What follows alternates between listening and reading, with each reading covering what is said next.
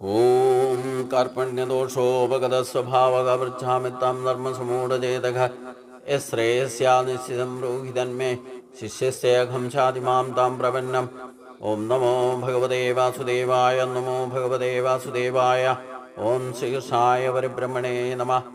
सभी सज्जनों को भगवान का नाम से और मोहन जी का नाम से सादर प्रणाम। हम लोग 10वां अध्याय में विभूति योग को 5 श्लोक तक विचार किया था पिछले दिन।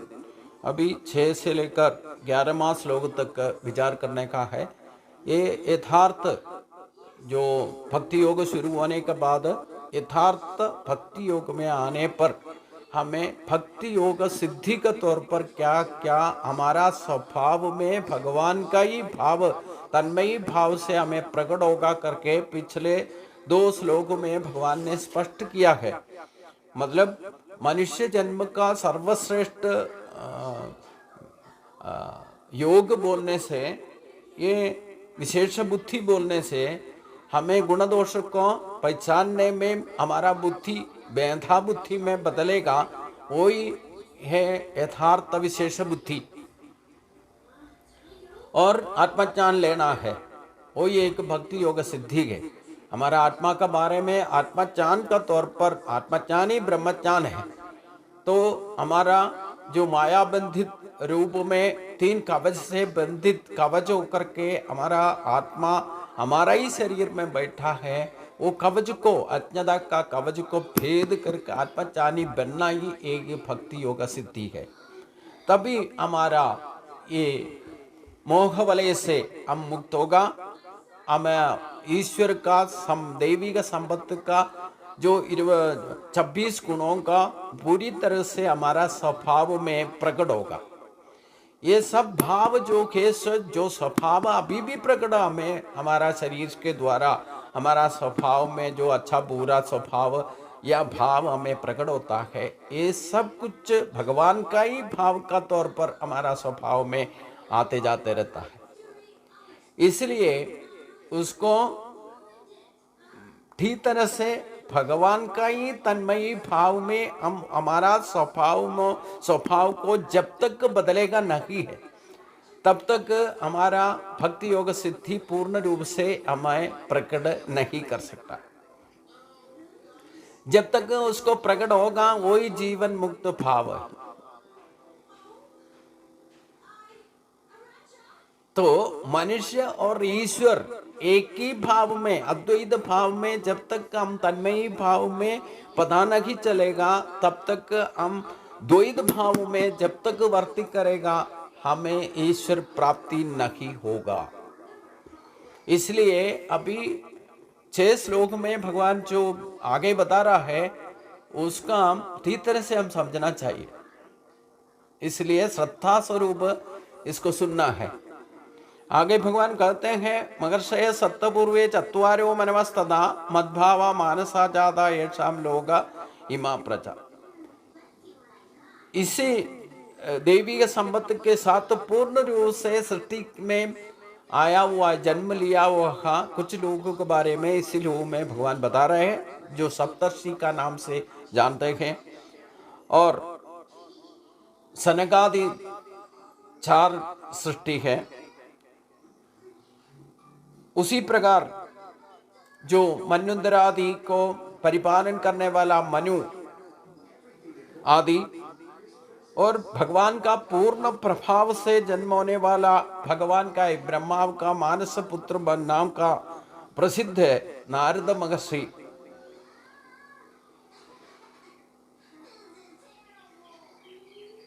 ये सब कुछ मेरे से डायरेक्ट भगवान का ही स्वभाव थे, तन्मयी भाव से जन्म लिया हुआ लोग है।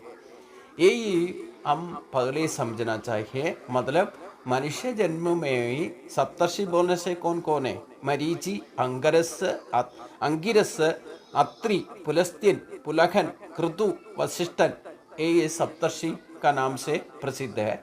और सनगादि बोलने से सनगन, सनंदन, सनातनन, सनल कुमारन, ये 4 लोग हैं। और ब्रह्मपुत्र नारद महर्षि, ये सब जो सप्तर्षि और ये 4 लोग सनकादि और नारद महर्षि, ये भगवान का डायरेक्ट, भगवान का पूरा स्वभाव के साथ ही जो पिछले 2 श्लोक में जो कुछ भी बताया, ये अपना स्वभाव का गुण का द्वारा ही प्रत्यक्ष रूप में डायरेक्ट जन्म लिया हुआ लोग है। ये भगवान का ही डायरेक्ट अवतार है, मतलब पूर्ण रूप से भगवान का तन्मयी भाव प्रकट करने वाला सृष्टि था करके हम पहले समझना चाहिए। ये सभी मनुष्य रूप में जन्म लिया हुआ है शुरुआत में, सृष्टि का शुरुआत में। और भी एदाम विभूति योगम चा मम यो वेति तत्वदासो विकम्पेन योगेन युज्यते नात्र संशय। मेरा ही ये डायरेक्ट विभूति और उसका योगते भी, योग को भी जो भी तात्विक रूप से मालूम करेगा वो अचंचल योग में, योग निष्ठा में योगारूढ़ बनेगा। मतलब सप्तर्षि लोग, सनकादि और नारद महर्षि भगवान का डायरेक्ट तन्मयी भाव का स्वभाव प्रकट करने का योग्यता के साथ जन्म लिया हुआ है। इसी विभूति, भगवान का डायरेक्ट विभूति, भगवान का ही विभूति से ये जन्म लिया है। मतलब पूर्ण रूप से इनका स्वभाव जो है, भगवान ने जो कुछ भी करने का है वो करने के लिए ही उनको जन्म दिया है। मतलब भगवान का पूर्ण रूप का स्वभाव ये सप्तर्षि का द्वारा, वो सनकादि का द्वारा, वो नारद महर्षि के द्वारा हम उनसे तात्विक रूप से मालूम करना है पहले, तभी हम योग निष्ठा में बदल सकता है या योग निष्ठा हासिल कर सकता है। मतलब पहले एक सही बात यह है, एक्चुअली हम लोग ये मूर्ति का रूप में या विग्रह के रूप में भगवान को मानते हैं, तो कोई भी अष्टविध, मतलब अष्टविध विग्रह है, मतलब 8 तरीके से या 8 वस्तुओं से आप विग्रह बना सकता है, भगवान का मूर्ति बना सकता है। सोने का मूर्ति बना सकता है, चांद का, तंग का, जो कुछ भी हम पंचलोह का जो भी मूर्ति बनाने से भी जब तक हमारे अंदर आत्मस्वरूप को, आत्मभाव को, तन्मयी भाव में हम ठीक तरह से समझ नहीं पाएगा, तब हम मूर्ति में भी भगवान को ठीक तरह से समझ नहीं पाएगा। भले हमारे अंदर का शक्ति को हम आवाहन करके ही मूर्ति में भगवान का शक्ति को देख सकता है, उसको अनुभव कर सकता है। जब तक हम खुद अपना आत्मशक्ति को उत्तेजित नहीं करेगा, उसको प्रकट भाव में, हमारा सोच विचार में, चाल चलन में हम अनुभव नहीं करेगा, हम कितना का सोने का मूर्ति रख करके पूजा करने के भी करने से भी भगवान को उसी मूर्ति में नहीं दिखाई देगा। तभी तन्मयी भाव जब तक नहीं आएगा, मामा अचंचल भक्ति नहीं बनेगा, इसमें कोई संदेह नहीं है। अब कितना भी सोने का मूर्ति बना करके रखो, कोई फायदा नहीं है जब तक हमारा ही अंदर यथार्थ बिंब है। हम कोई भी मूर्ति बना करके वो प्रतिबिंब है। मनुष्य और ईश्वर द्वैत भाव में हम मालूम करते हुए ऐसे भक्ति में घूमते रहेगा, कोई प्रयोजन जब तक 2 संकल्प या द्वैत भाव में हम भगवान को दिखाई देगा, तो हम कभी एक भाव में तन्मयी भाव हासिल नहीं होगा। इसलिए भगवान इधर स्पष्ट किया है, मेरा विभूति जो सप्तर्षि लोग, नारदरों ने तो जो कुछ भी है वो मनुष्य रूप में मेरा डायरेक्ट भगवान का शक्ति का पूर्ण रूप प्रकट करने वाला सृष्टि पहले किया है। उनको जब तक ठीक तरह से तात्विक रूप से हम पहचान नहीं पाएगा, भगवान को ही पहचान नहीं पाएगा, हम अचंचल भक्त नहीं बनेगा। अहम सर्वस्य प्रभो मत्तः सर्वं प्रवर्तते इति मत्वा भजन्ते माम मुदा भाव समन्वित। हिताती रूप से भगवान को अगर पहचान लिया है तो ये पूर्ण प्रपंच को भी उत्पत्ति स्थान या सृष्टि का प्रभाव केंद्र भगवान एक करके मालूम पड़ेगा हमें।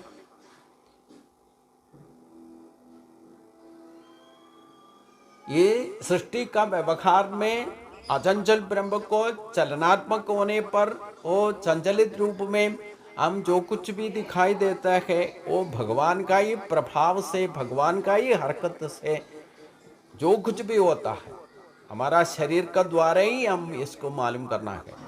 हमारा श्वास चलने दो, शरीर का ब्लड सर्कुलेशन होने दो, हमारा शरीर में जो कुछ भी नाड़ी व्यूह का प्रवर्तित होने का ऐसे चल जन्म से लेकर मरने तक जो कुछ भी शरीर के जो भी हरकतें होता है अंदर होने दो बाहर होने दो वो भगवान का ही प्रभाव से होता है करके पहले हम उसमें तय करना है, निश्चित होना है, उसमें कोई संदेह नहीं होना चाहिए।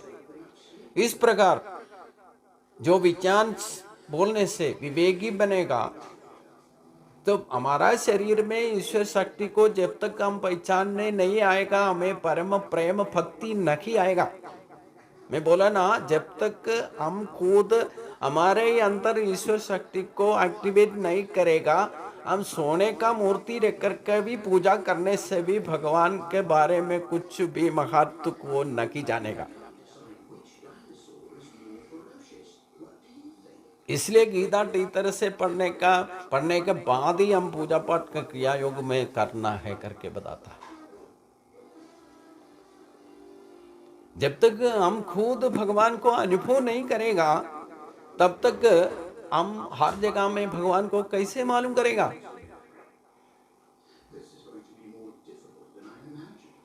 हमारा सोच विचार में, हमारा चाल चलन में भगवान का अनुभव करना है तो हमारे अंदर ही भगवान बैठा है करके उसी शक्ति के प्रभाव से हम हमारा शरीर में जो कुछ भी हरकत करते हैं हम वह कर्मेंद्रियों से करते हैं या ज्ञानेंद्रियों से करते हैं।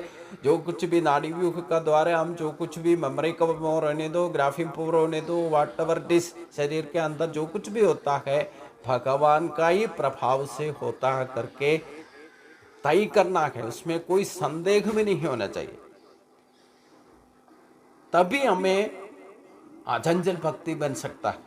परम प्रेम से भगवान को हम मानने का या भक्ति करने का, भजन करने का हमें इच्छा शक्ति प्रभावित होना तो हम हमारा शरीर से ही भगवान को अनुभव करना है।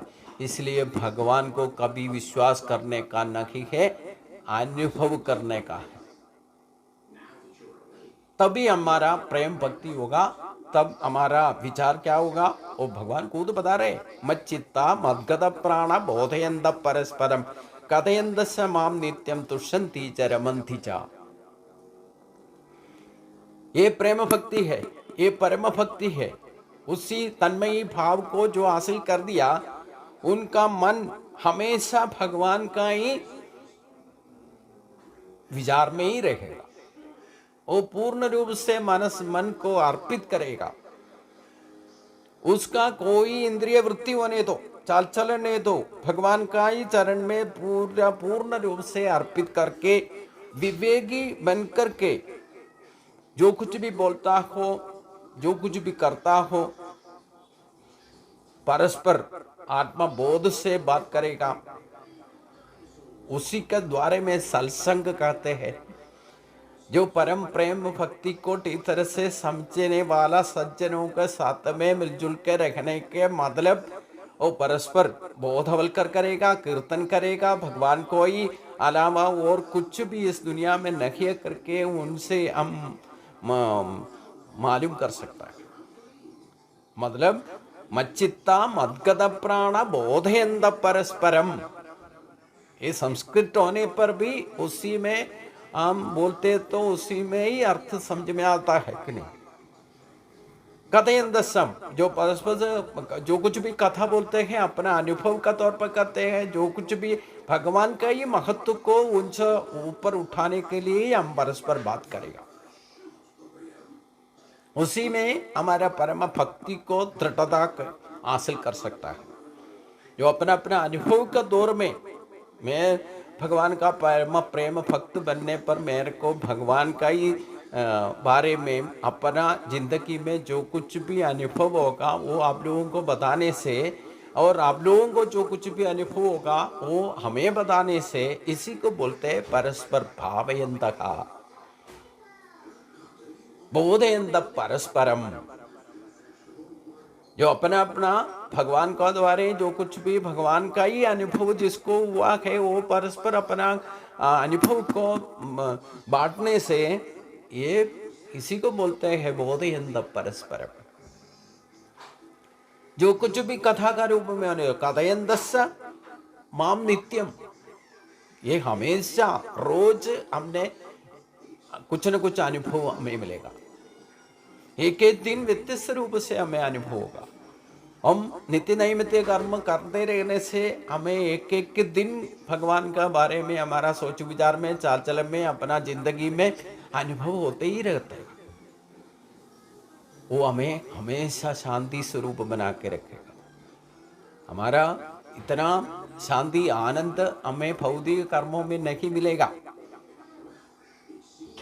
आज तक हमने आत्मीय मार्ग में जब तक शुरू से दिल से हमने चलना शुरू कर दिया, तब से भगवान का बारे में ठीक तरह से मालूम करने के बाद हम यथार्थ भक्ति में बदल गया, तो हमारा सोच विचार में, चाल चलन में, जिंदगी में वैसे शांति स्वरूप हमें समाधान मिलने वाला अनुभव होगा। वही हमें जिंदगी आगे बढ़ा, तभी तो हमने इसके बारे में ज़्यादा जानकारी करने का जिज्ञासु बन जाता है। हम भौतिक वस्तुओं का पीछे भागदौड़ करना ही बंद करेगा, तभी से हमें शांति स्वरूप मिलना शुरू हो गया।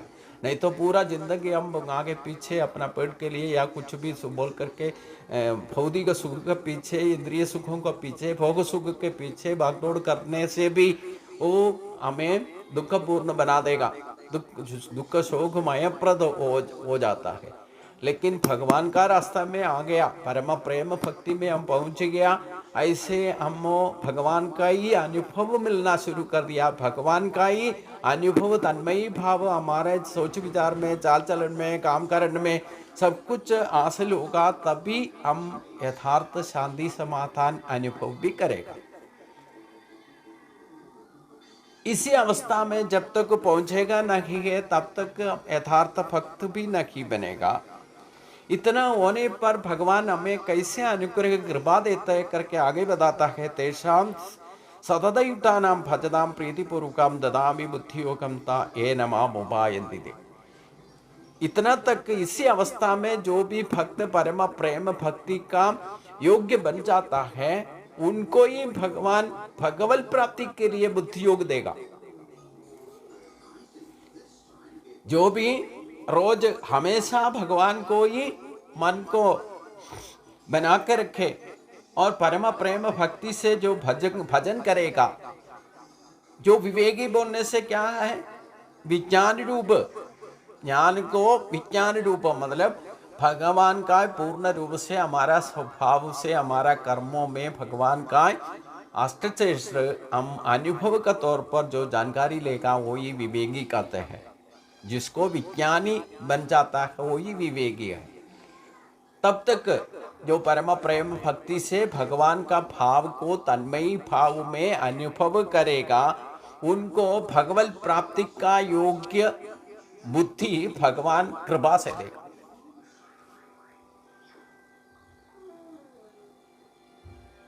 इसी बुद्धि योग प्राप्त होने पर हमारा मेधा बुद्धि प्रकट होगा। यही सूर्य बुद्धि है। हम परम प्रेम भक्ति में हमारा मन को भी, इंद्रियों का नियंत्रित करके भगवान को पूर्ण रूप से शरणागति में पहुंच गया। भगवान को जब तक मालूम नहीं पड़ेगा, हम ये यथार्थ भक्त करके भगवान को जब तक ये मेरा भक्त बनने का योग्य है करके भगवान ने जब तक पहचानेगा, तब तक हमें ये मेधा बुद्धि नहीं मिलेगा। मतलब हम जो कुछ भी करते हैं भगवान का कृपा का बिना हम भगवत प्राप्ति नहीं हो सकता है। आखिरी में आप कितना भी मेहनत करो, जब तक भगवान का कृपा हम हासिल नहीं करते हैं तब तक हमें ये मेधा बुद्धि का योग नहीं मिलेगा। मेधा बुद्धि का योग बन जाएगा वही आत्मसमर्पण के लिए योग्य बन जाएगा। और आगे भी कब देगा? इतना योग्य बनने के बाद भगवान फिर क्या करता है? भगवान जब तक आत्म साक्षात्कार नहीं लेता है तब तक उसको छोड़ेगा नहीं। इसलिए भगवान पिछले अध्याय में बताएगा, नमे भक्त प्रणश्यति, मेरा भक्त बनने पर वो भक्त का कभी नाश नहीं होगा, इस जन्म में नहीं तो अगले जन्म में। जब तक भगवत प्राप्ति में योग्य नहीं बन जाता है तब तक भगवान उसको छोड़ेगा नहीं। जो अनन्य भक्त बोलने से क्या, परम प्रेम भक्त बनने पर उनको भगवत प्राप्ति का योग्य बुद्धि योग भगवान का कृपा से देगा। बोला आगे भगवान कहते हैं, तेषामेव अनुकंपार्थम अहम अज्ञानजं तमनाशयन्नात्म भावस्तु ज्ञानदीपेन भासता। फिर भगवान जब तक ये हम योग्य बन करके भगवान को मालूम हो जाएगा तो हमें भगवान और एक कृपा और छोड़ेगा। वो तेषामेव अनुकंपार्थम, जिस भक्ति के ऊपर भगवान को अनुकंपा तौर पर फिर क्या करेगा, भगवान खुद हमारा अंतर्यामी बन के अंदर बैठ कर पूरा शक्ति से हमारा अज्ञानता का कवच को पूरा नाश करेगा और ज्ञानमय दीप को प्रज्वलित करेगा। मतलब भगवान को हम परम भक्त करके मालूम पड़ गया, योग्य बन गया, हमें भगवत प्राप्ति के लिए योग्य बनाने का बुद्धि योग हमें मेधा बुद्धि हमें प्रदान करेगा। उसके आगे भगवान हमें अनुकंपा जब आ जाएगा, भगवान हमारा ही अंतर्यामी बन करके बैठ करके अज्ञानता को पूरा नाश करके ज्ञानमय दीप को प्रज्वलित करेगा, तभी हम परम ज्ञानी बन जाएगा, ब्रह्मनिष्ठा में हो जाएगा, भगवत प्राप्ति का योग्य बन जाएगा। यही अर्हता सभी को है, यही योग्यता है। जब तक भगवान का कृपा नहीं मिलता है तब तक हम कितना भी मेहनत करने से भी हमें भगवत प्राप्ति नहीं हो सकता है। इससे आगे अर्जुन कुछ संदेह पूछता है, उसका आगे विभूति योग में भगवान क्या कहते करके अगले दिनों में हम सोचेंगे। सभी को नमस्कार।